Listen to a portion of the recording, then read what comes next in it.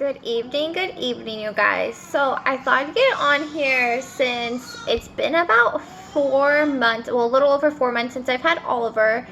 And if you hear him, he's talking in the background. He's like, yes, mommy's talking about me. I thought I'd get on here and talk to you guys about his birth story a little bit more, because I don't feel like in the video I made about his birth story, I actually don't even know if I posted it, but that's besides the point. I feel like I remember so many more details now that I wanted to share with you guys. So yeah, so let's just get started, because I feel like there's a lot that I forgot to add in to my birth story, because my birth story is crazy with Oliver. So I want to share, do a refresher, and if I missed out any details, then I put it out there. So let's get started. So with Mr. Little Oliver, I had a doctor's appointment on August 30th, and I was hoping I was going to have him on the 28th, because that was my sister's birthday, and she wanted a birthday buddy, but I tried walking him out and nothing. I've been having contractions with Oliver, or I was having contractions with Oliver since about 30 weeks. They got more intense around 34 weeks, and I kind of just sat around, didn't do anything. In that 36 weeks, they got stronger, and then coming into 37 weeks, I pretty much started doing everything to get him out. Now, before anybody goes into my comments to, be judgy, whatever, I'm considered high-risk pregnancy, so, my doctor wasn't going to let me go past 39 weeks anyway, so she had given me the okay at 37 weeks to go ahead and try anything I wanted, to bring on labor. So I tried pumping, I tried walking, I had already been drinking red raspberry leaf tea.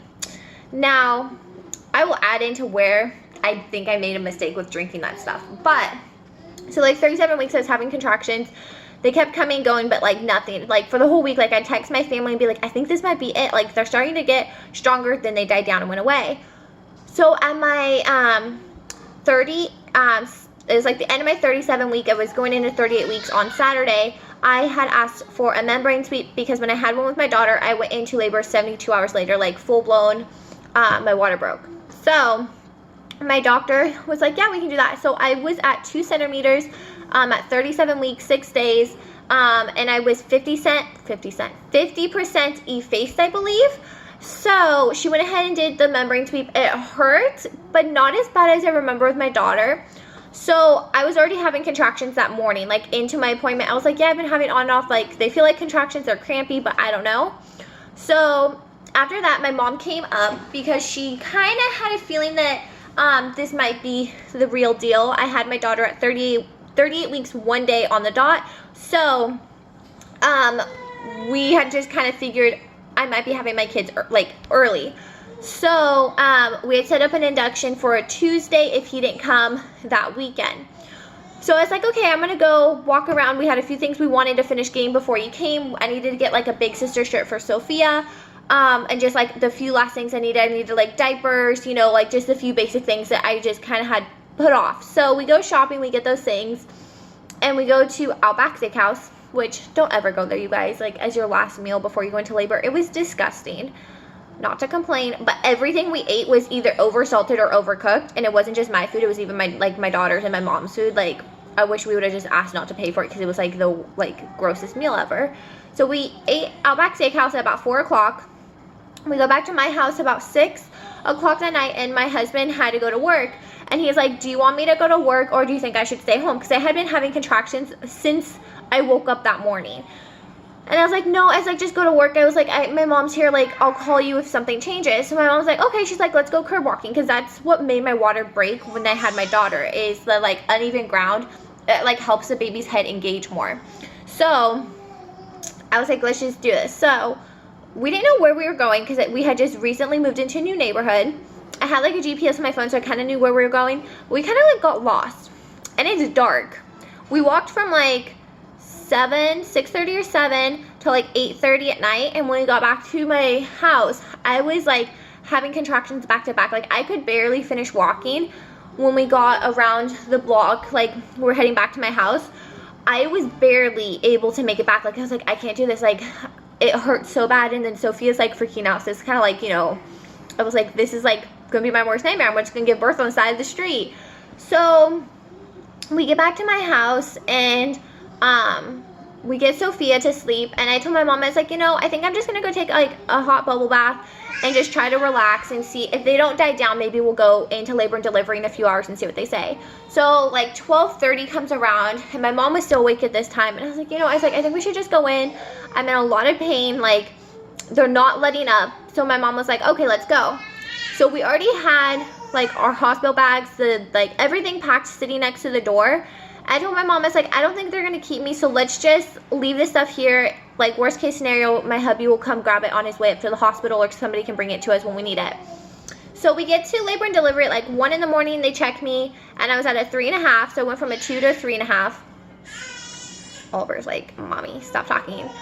So I got to a 3.5. I was there for 2.5 hours, and I didn't progress any. Like, I was almost at a 4, but that was it. And this nurse I had kind of irritated me, because with my daughter I progressed so fast as soon as like my water broke. So when we were getting ready to like get discharged to leave from triage, I had asked the nurse, I was like, is there anything you can give me to relieve any pain? Because I don't ever ask for pain, anything to like cut the edge. Like, I'm not that type of a person. Like, I rarely take Tylenol or Advil when I have cramps with my period. So she was like, well, we can give you morphine and some sort of relaxer. And I was like, okay. I was like, you know, is the morphine in like a pill? Like, I've never taken morphine, so I have no idea, like, how do you take this stuff? And she's like, no, it's like in a shot form. And I was like, yeah, no, like, if I'm going through a shot, it's for an epidural, like, that's it. And my mom had told her, like, you know, just so you know, if she does go through this, like, she passes out, so like she needs to be laying down, which anyone who knows me, even all my doctors know, I pass out with needles. Like, I have to be laying down for blood work, for anything, or I will pass out. So she like kind of like talked back to my mom, was like, well, sorry, that's my husband, was like, well, she has to stand up for it or whatever. And I kind of just looked at my mom and was like, no. I was like, I'm not doing it. I was like, I know how my body reacts with needles. I do not want to pass out while being, you know, full term.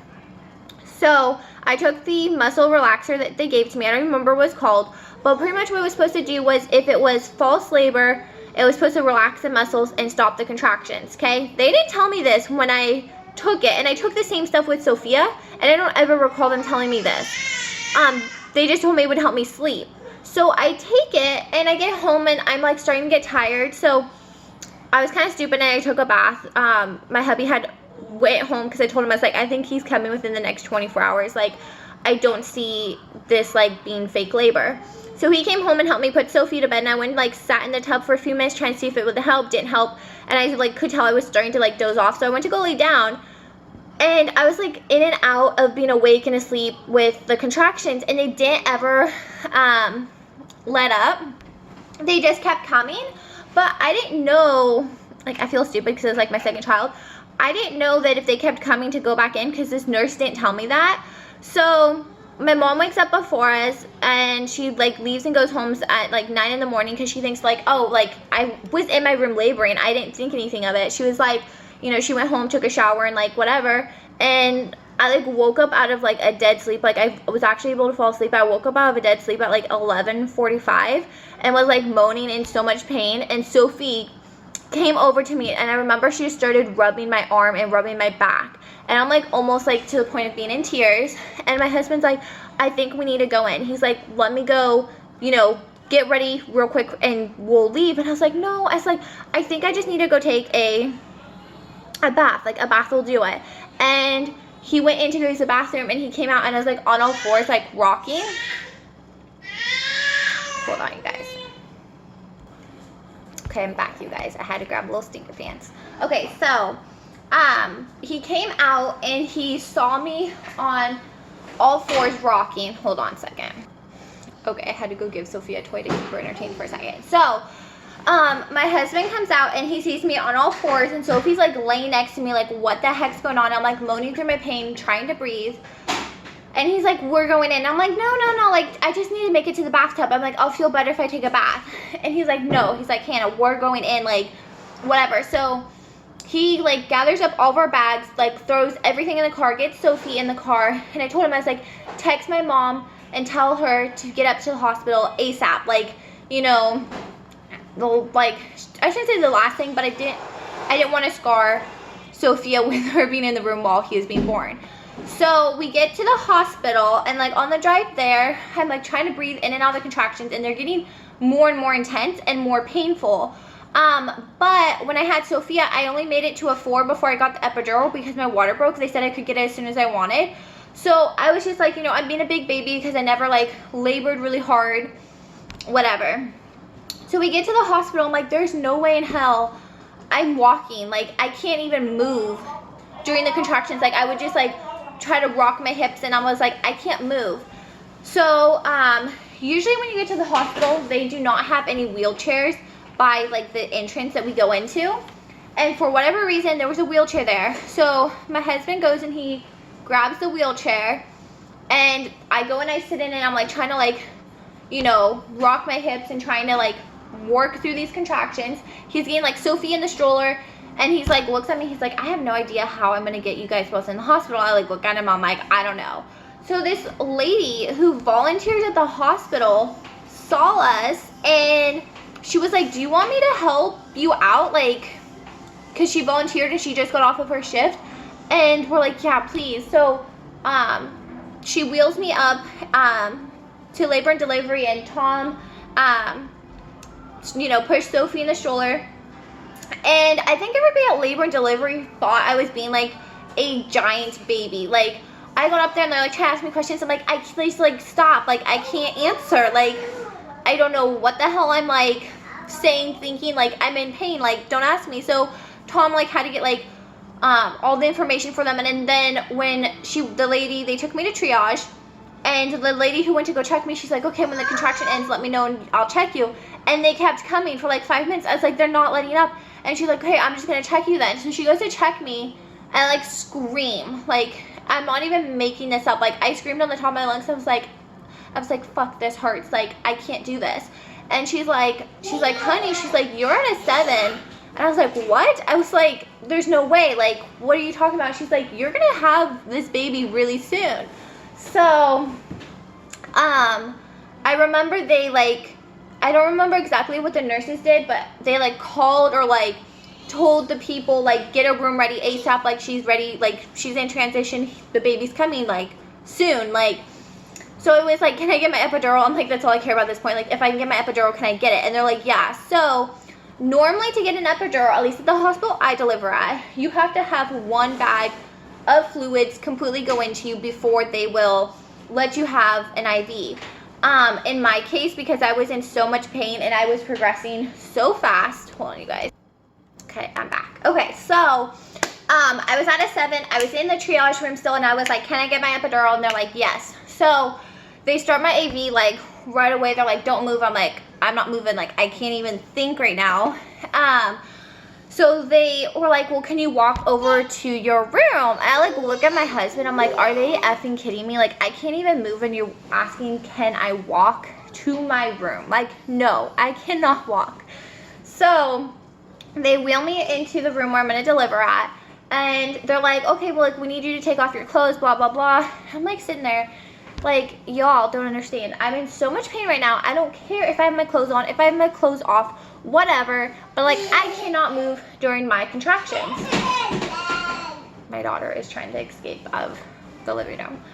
So, I get there into my room, and the nurse starts squeezing the IV bag to get the fluids into me. And then, like, 10 minutes later, if that, the, anesthesiologist comes in and like, you know, goes all over all the terms, all the, you know, things that can happen with having an epidural, whatever. And he's like, do you understand? I'm like, yeah. And he's like, do you know what we're about to do? And I'm like, you're about to give me like the best thing ever. Like, I remember saying that. And he's like, okay. He's like, let's get started. So he does the epidural. Like, took only a couple minutes to get in. And then it took like, it felt like forever for it to kick in. And it was only like 10 minutes, but they came back and checked me like less than 30 minutes, and I went from a 7 to a 9 in 30 minutes. So I hadn't even been at the hospital for like 30 minutes, and I progressed that much. And then my doctor that was going to be delivering, it wasn't the doctor I actually had through my care, it was like the on-call doctor, but she was so sweet. And she's like, you know, she's like, you could start pushing now, but she's like, because you've been in like so much pain and I can tell you need the relief, she's like, your baby's not in distress. She's like, let's give you like 30 minutes of the epidural, kick in a little bit stronger, and then we'll start pushing. So I was like, okay. So she comes back in like 15, 20 minutes later, and she's like, okay, like, you ready to push this baby out? I'm like, yeah, like, please, like, I want this baby out. When I had Sophia, I was so numb, I didn't even feel her come out. Like, I couldn't feel anything down there. Like, when I was pushing, I had no idea what I was doing. With Oliver, when they were like, okay, like, his head's coming down, I could actually, like, it might be TMI, and I'm sure a lot of you guys have experienced this, I actually could feel his head and his body coming out, and it didn't hurt, but it felt like I was, like, pushing out, like, a giant turd, but, like, not out where you poop at, if that makes sense. Like, it was the weirdest feeling. And then as soon as he came out, it was like all my pain was gone. Like, even when the epidural was kicked in, like, it was just instantly, like, everything was gone. And then I was like, hey, you can shut that, like, epidural off, I don't need it anymore. I only had like one tiny tear with him, and they didn't have to stitch it, but my doctor stitched it just because she's like, you know, if you pee and we don't stitch this, it's gonna burn really bad. And I was like, please just, you know, do whatever you think's gonna be best. So I was at the hospital for an hour, I think 30 minutes. Yeah, I think it was like an hour and 30 minutes, and I had my son, which is crazy. And like 2.5 hours after he was born, I was like up walking around like I didn't have a baby.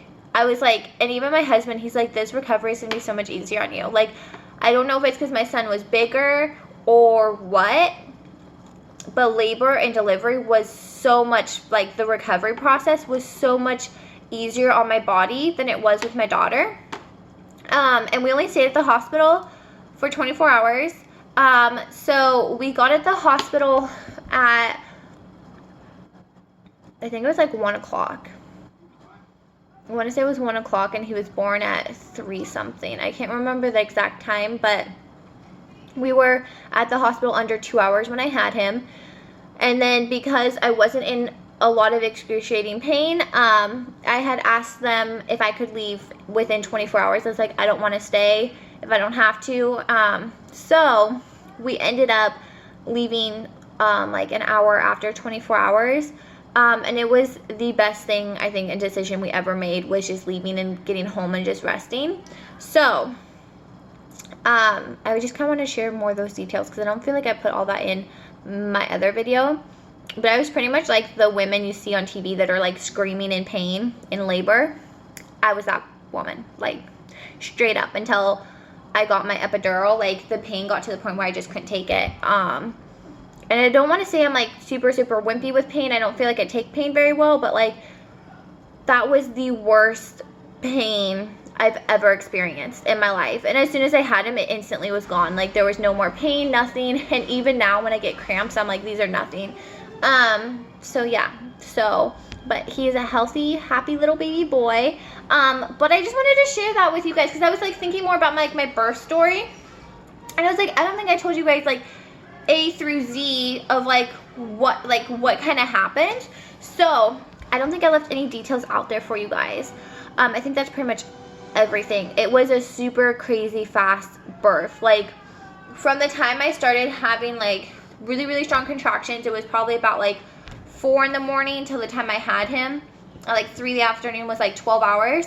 But I wouldn't say that I started like being in excruciating pain until like it was when I woke up at like 11:45 out of my dead sleep, is when I was like, we're having a baby. But I was like also in like denial, like, this can't be happening, like, I'm just a big baby with pain. So I wanted to share you more details that I might have left out, because now that I've had a little bit more time to process it and think, I think I got it all covered for you guys in this video. So if you guys have questions or anything, or if you're a first-time mom, you can comment below if you have any questions. I'll answer them for you. I'm a straight-up open book. I feel like as soon as you have a baby or two, you kind of just are 100% open book. So anyway, so I hope you guys enjoyed this video. Like and subscribe, comment below. I love seeing who watches my videos. And I hope you guys have a fantastic evening. Bye, guys.